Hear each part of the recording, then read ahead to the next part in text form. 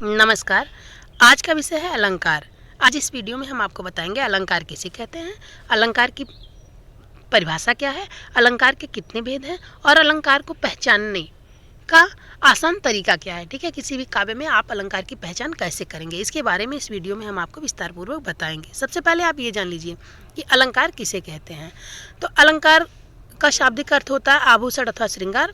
अलंकार शब्द दो शब्दों के मेल से बना है। ठीक है, दो शब्दों के योग से अलंकार शब्द निर्मित हुआ है, जिसका अर्थ होता है आभूषण या विभूषित करने वाला। वे दो शब्द कौन कौन से हैं? पहला है अलम और दूसरा है कार। ठीक है, अब साहित्य के अंतर्गत काव्य शरीर अर्थात भाषा को शब्द एवं अर्थ से सुंदर बनाने वाले चमत्कारपूर्ण ढंग को क्या कहते हैं? अलंकार कहते हैं। जिस प्रकार से नारी अपने श्रृंगार के लिए विभिन्न आभूषणों का प्रयोग करती है, उसी प्रकार कवि अपनी भाषा और भावों की सौंदर्य वृद्धि के लिए अलंकारों का प्रयोग करते हैं। वास्तव में ये अलंकार कविता को सरसता प्रदान करके मनोरंजक बनाते हैं। साहित्य में शब्द और अर्थ ये दोनों ऐसे साधन हैं जिनसे काव्य में चमत्कार उत्पन्न होता है और सौंदर्य वृद्धि होती है। इसीलिए अलंकारों को दो भागों में विभाजित किया गया है। क्या क्या? साहित्य में शब्द और अर्थ दो ऐसे साधन हैं, जैसा हमने आपको बताया, कि जिनसे काव्य में चमत्कार उत्पन्न होता है। इसीलिए अलंकारों को दो भागों में विभाजित किया गया है। पहला कौन सा भाग है अलंकार का? पहला है इसमें शब्दालंकार। अलंकार के भेद में पहला क्या है? पहला है शब्दालंकार और दूसरा क्या है? अर्थालंकार। तो यहाँ आप देखिए, जैसा हमने आपको अभी ऊपर बताया है कि साहित्य में शब्द और अर्थ ये दोनों ऐसे साधन हैं जिनसे काव्य में चमत्कार उत्पन्न होता है और सौंदर्य की वृद्धि होती है उस काव्य की। इसीलिए अलंकारों को दो भागों में विभाजित किया गया है। पहला क्या है? शब्दालंकार और दूसरा क्या है? अर्थालंकार। ठीक है, अब यहाँ देख लीजिए आप कि शब्दालंकार किसे कहते हैं? जहाँ शब्दों में चमत्कार उत्पन्न होता है। जब काव्य में शब्दों के माध्यम से चमत्कार उत्पन्न होता है तो वहाँ शब्दालंकार होता है। और जब काव्य में अर्थ के माध्यम से सौंदर्य वृद्धि होती है तो वहाँ क्या होता है? वहाँ अर्थालंकार होता है। देखिए, काव्य भाषा में जब अर्थ का चमत्कार उत्पन्न होता है तो वहाँ क्या होता है? अर्थालंकार होता है। अब देखिए, शब्दालंकार के तीन भेद हैं। कौन कौन? अनुप्रास, यमक और श्लेष। ये किसके भेद हैं? शब्दालंकार के भेद हैं। और अर्थालंकार के भेद देख लीजिए, उपमा अलंकार, रूपक अलंकार, उत्प्रेक्षा अलंकार, अतिशयोक्त अलंकार और मानवीकरण अलंकार। ठीक है, ये अर्थालंकार के भेद हैं। अब सबसे पहले आप शब्दालंकार के भेद में अनुप्रास अलंकार के भेद के बारे में जान लीजिए। अनुप्रास अलंकार, ठीक है, अनुप्रास अलंकार किसे कहते हैं? जहाँ एक ही वर्ण की आवृत्ति बार बार होती है वहाँ अनुप्रास अलंकार होता है। ध्यान दीजिए, एक ही वर्ण की आवृत्ति बार बार होती है। इसमें वर्ण आपका स्वर वर्ण नहीं होता है, अक्सर आपका व्यंजन वर्ण ही होता है। ठीक है, जहाँ एक ही व्यंजन वर्ण की आवृत्ति बार बार होती है वहाँ क्या होता है? अनुप्रास अलंकार होता है। जैसे आप उदाहरण में देख लीजिए, कल कानन कुंडल मोर पखा। ठीक है, अब इसमें देखिए, उर्पे वनमाल विराजती हैं। अब इसमें देखिए, क वर्ण की आवृत्ति बार बार हुई है। कल कानन कुंडल, ठीक है, क वर्ण की आवृत्ति बार बार हुई है, इसलिए यहाँ क्या हुआ? अनुप्रास अलंकार हुआ। और एक उदाहरण देख लीजिए, ऐल फैल खैल भैल खलक में गैल गैल। यहाँ देखिए, ल वर्ण की आवृत्ति बार बार हुई है, इसलिए यहाँ क्या हुआ? अनुप्रास अलंकार हुआ। यहाँ वर्णों की आवृत्ति बार बार हो रही है और ध्यान देने की बात यही है कि वर्ण अक्सर व्यंजन वर्ण ही होंगे। ठीक है, व्यंजन वर्ण की ही आवृत्ति बार बार हो रही है, इसीलिए यहाँ क्या है? अनुप्रास अलंकार है। अब अगला देखिए कि यमक अलंकार दूसरा है। ठीक है, दूसरा क्या है? यमक अलंकार। ये शब्दालंकार के ही भेद हैं, अनुप्रास अलंकार, यमक अलंकार और क्या है? श्लेष अलंकार। ठीक है, तो दूसरा आप देखिए यमक अलंकार कि जहाँ वही शब्द बार बार आए। ठीक है, वह शब्द पुन पुन पर है, अर्थ भिन्न ही भिन्न। ठीक है, जहाँ काव्य में एक ही शब्द बार बार आए परंतु उसका अर्थ भिन्न भिन्न हो, वहाँ क्या होता है? यमक अलंकार होता है। जैसे आप उदाहरण में देख लीजिए कि माला फेरत जुग भया फिरा न मन का फेर, कर का मन का डार दे मन का फेर। ठीक है, अब यहाँ पहले मन का तात्पर्य क्या हुआ? माला, जो माला के दाने हैं उनसे पहले मन का अर्थ बैठता है, और दूसरा मन का जो है वो मन को परिवर्तित करने वाला अथवा हृदय। ठीक है, तो देखिए, मन का एक ही शब्द है और ये एक से अधिक बार, यहाँ भी मन का यहाँ भी मन का। ठीक है, एक ही शब्द की आवृत्ति बार बार हुई है तो वहाँ अर्थ भी भिन्न भिन्न है। तो यहाँ क्या हुआ? यमक अलंकार। अब यहाँ ध्यान दीजिए कि अनुप्रास अलंकार में हमने आपको बताया किसमें? अनुप्रास अलंकार में वर्णों की आवृत्ति बार बार हो रही है, और यमक अलंकार में क्या है? शब्दों की आवृत्ति बार बार हो रही है। लेकिन बार बार शब्दों की आवृत्ति भले हो रही है, हर बार शब्द का अर्थ अलग अलग निकल रहा है, तो वहाँ क्या हो रहा है? वहाँ यमक अलंकार होता है। अब देख लीजिए कि श्लेष अलंकार किसे? श्लेष अलंकार में आप देखिए कि जहाँ एक ही शब्द के एक से अधिक अर्थ निकलते हों, वहाँ क्या होता है? श्लेष अलंकार होता है। शब्द एक ही होगा लेकिन उसी शब्द के अर्थ क्या होंगे? कई निकलेंगे, कई अर्थ निकलेंगे।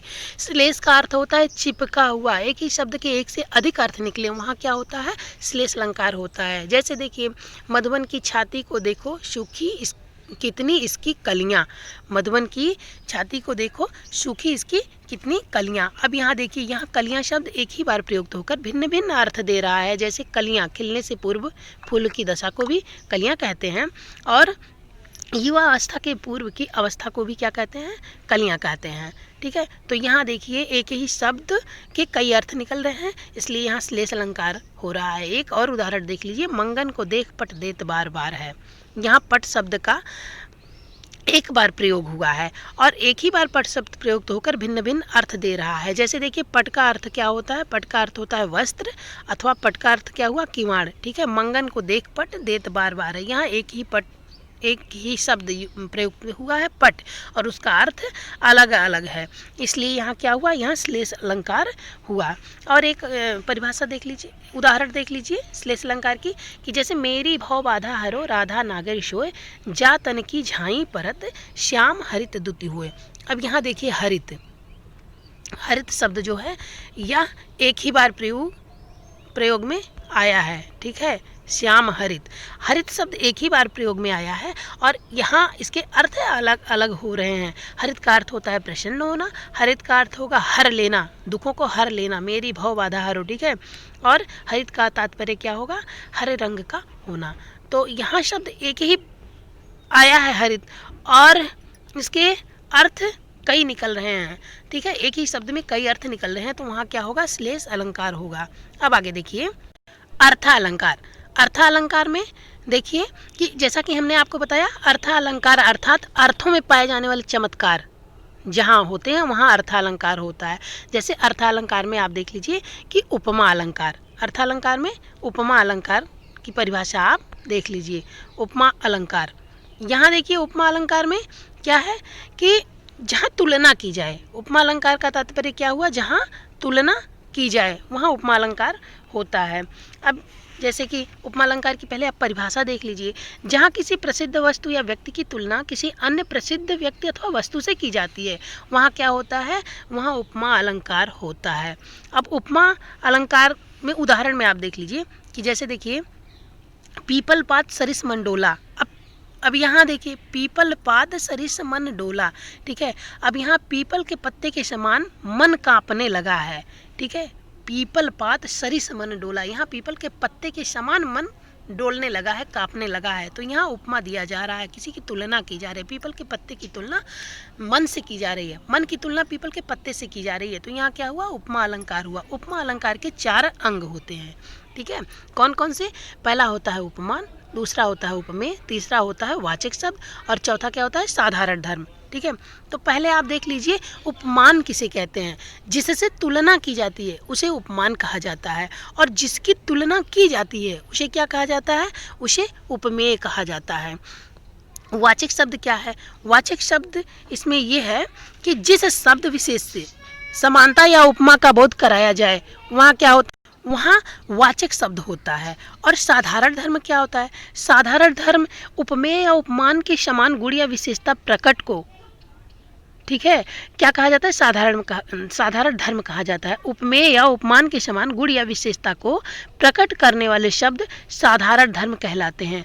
अब यहाँ उपर्युक्त उदाहरण में डोला मतलब कांपने लगा, क्या है? साधारण धर्म है। पीपल पात सरिस मन डोला में कांपने लगा या डोला जो शब्द प्रयुक्त हुआ है, यह क्या है? साधारण धर्म है। अब इसके अतिरिक्त अन्य वाचक शब्द भी हैं जो इसके पहचानने के नमूने हैं या तरीके हैं। जैसे सी, सा, सम, से, के, समान, सदृश, ये उपमा अलंकार की पहचान होती है। कुछ उदाहरण आप देख लीजिए। जैसे देखिए, नदियाँ जिनकी यश धारा सी बहती हैं अब भी निस्वासर। अब यहाँ देखिए, नदियाँ जिनकी यशधारा सी बहती हैं अब भी निशिवासर। अब यहाँ देखिए, इस काव्य में उपमान क्या है? यशधारा। उपमेय क्या है? नदियाँ। वाचक शब्द क्या है? सी। ठीक है। अब इसमें साधारण धर्म क्या है? साधारण धर्म इसमें क्या है? साधारण धर्म है बहती हैं। ठीक है। इस प्रकार से यहाँ क्या हुआ? उपमा अलंकार हुआ। दूसरा क्या है? रूपक अलंकार। अब यहाँ देखिए, रूपक अलंकार की परिभाषा में कि जहाँ गुण की अत्यधिक समानता के कारण उपमेय में उपमान का आरोप कर दिया जाता है, वहाँ क्या होता है? रूपक अलंकार होता है। जैसे अंबर पनघट में डुबो रही, तारा घट उषा नागरी। अब यहाँ देखिए, यहाँ अंबर पर पनघट कुएं को, तारों पर घड़े को और उषा को प्रातःकाल पर चतुर नारी को आरोपित कर दिया गया है। ठीक है। प्रातःकाल पर चतुर नारी को यहाँ क्या किया गया है? आरोपित कर दिया गया है। अतः यहाँ क्या हुआ? रूपक अलंकार हुआ। यहाँ ध्यान देने की बात है कि रूपक अलंकार में उपमेय और उपमान दोनों पदों के बीच कोई वाचक शब्द नहीं होता है। ठीक है। यही यहाँ इसके पहचान में ध्यान देने की महत्वपूर्ण बात है। अब तीसरा देखिए, अगला उत्प्रेक्षा अलंकार। उत्प्रेक्षा अलंकार में आप देखिए कि जहाँ काव्य में उपमेय में उपमान की संभावना या कल्पना प्रकट की जाए, वहाँ उत्प्रेक्षा अलंकार होता है। इसमें मन मानो मनो जन जानो जनो ज्यों शब्दों का प्रयोग होता है। अब यहाँ ध्यान दीजिए, हमने आपको उपमा अलंकार में पहचान के लिए जो कुछ चिन्ह बताए थे, ठीक है, वाचक शब्द बताए थे, उसमें क्या बताया था? शी, सा, सम, से के समान अथवा सदृश, ये हमने आपको उपमा अलंकार में बताया था। और अब यहाँ उत्प्रेक्षा अलंकार में जो मतलब पहचान के लिए शब्द है या चिन्ह है, वो क्या है? मन मानो मनो जनु जानो जनो। ये क्या है? उत्प्रेक्षा अलंकार में पहचानने का वो है, उत्प्रेक्षा अलंकार को पहचानने का तरीका है। जैसे देखिए, पद्मावती सब सखी बुलाई, मन फुलवारी सबे चली आई। अब यहाँ देखिए, पद्मावती सखियों मतलब उपमेय में फुलवारी उपमान की कल्पना की गई है और मन शब्द का प्रयोग हुआ है। ठीक है। हमने आपको पहचान में क्या बताया? मन मानो मनो जन जानो जनो। ठीक है। यहाँ उत्प्रेक्षा अलंकार होगा। अब यहाँ ध्यान देने योग्य जो बात है कि जिन शब्दों में उपमेय के लिए कल्पना या संभावना हो, वहीं उत्प्रेक्षा अलंकार होता है। जहाँ शब्दों में उपमेय के लिए कल्पना या संभावना हो, वहीं क्या होता है? उत्प्रेक्षा अलंकार होता है। अब कुछ अन्य उदाहरण देख लीजिए। जैसे कहती हुई यूँ उत्तरा के नेत्र जल से भर गए, हिम के कणों से पूर्ण मानो हो गए पंकज नए। अब यहाँ उत्तरा के नेत्रों में उपमेय में, ठीक है, कमल मतलब उपमान का, और आंसू उपमेय में, हिमकणों में उपमान की संभावना की गई है, जिसके लिए मानो पद का प्रयोग हुआ है। इस प्रकार यहाँ क्या हुआ? उत्प्रेक्षा अलंकार हुआ। और एक उदाहरण देख लीजिए, सिर फट गया उसका मानो अरुण रंग का घड़ा। सिर उपमेय में, घड़ा उपमान तथा रक्त उपमेय में लाल रंग उपमान की कल्पना की गई है, तो यहाँ क्या हुआ? उत्प्रेक्षा अलंकार हुआ। अब यहाँ अगला देखिए, अतिशयोक्त अलंकार। अतिशयोक्त अलंकार में जहाँ उपमेय का वर्णन लोक सीमा से अधिक बढ़ाकर किया जाए, वहाँ अतिशयोक्त अलंकार होता है।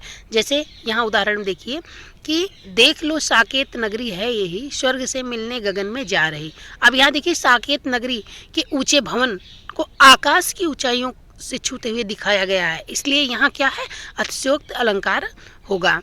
और एक उदाहरण देख लीजिए, एक साथ रघु ने पैरों से चापा अविकल, पितृदत्त सिंहासन और शकल अरिमंडल। अब यहाँ सारे ब्रह्मांड को एक ही कदम से नाप डालना।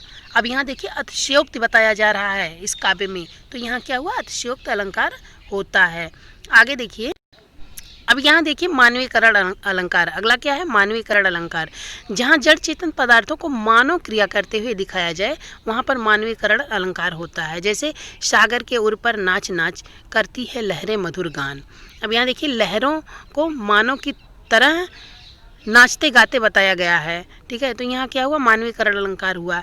जैसे हे रजनी वाले सज धज कर तुम कहाँ चली, रात्रि को बाला की तरह बताया गया है यहाँ, हे रजनी वाले। ठीक है। रात्रि को यहाँ बाला की तरह बताया गया है, इसलिए यहाँ क्या होगा? मानवीकरण अलंकार होता है।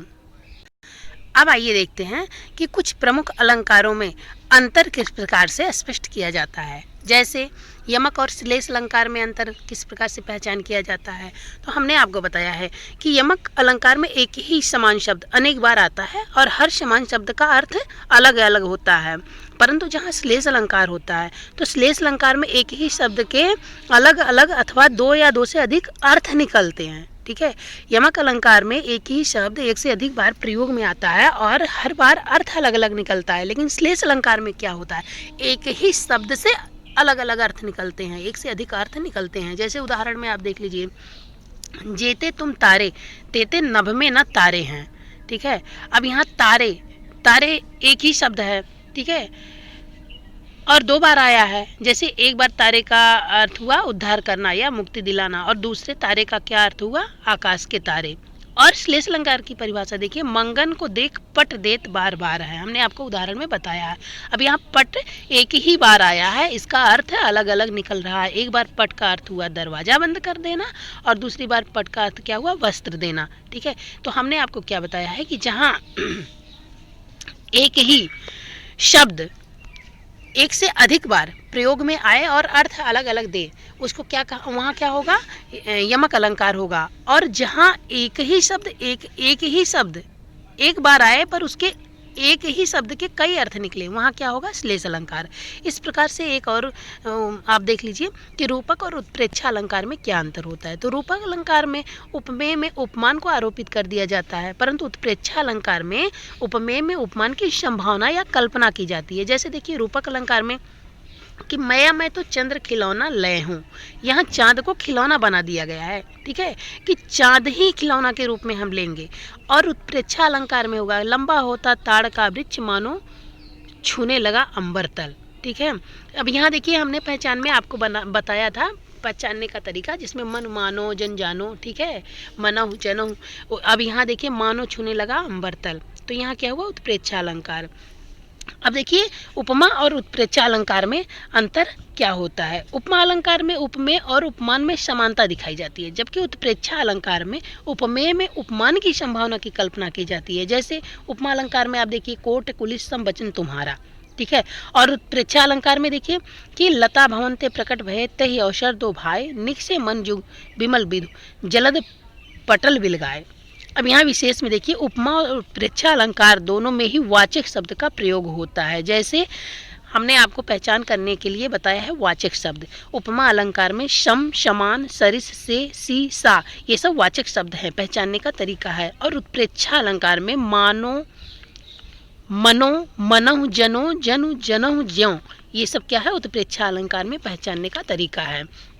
इस प्रकार से हमने आपको अलंकार के बारे में पूरा बताया और हम उम्मीद करते हैं कि आपको अच्छे से समझ में ज़रूर आया होगा। ठीक है, तो अगर आप इस वीडियो को पहली बार देख रहे हैं तो वीडियो को लाइक करिएगा, अपने दोस्तों में शेयर ज़रूर करिएगा। अगर इस चैनल को आप पहली बार देख रहे हैं तो चैनल को सब्सक्राइब ज़रूर करिएगा। धन्यवाद।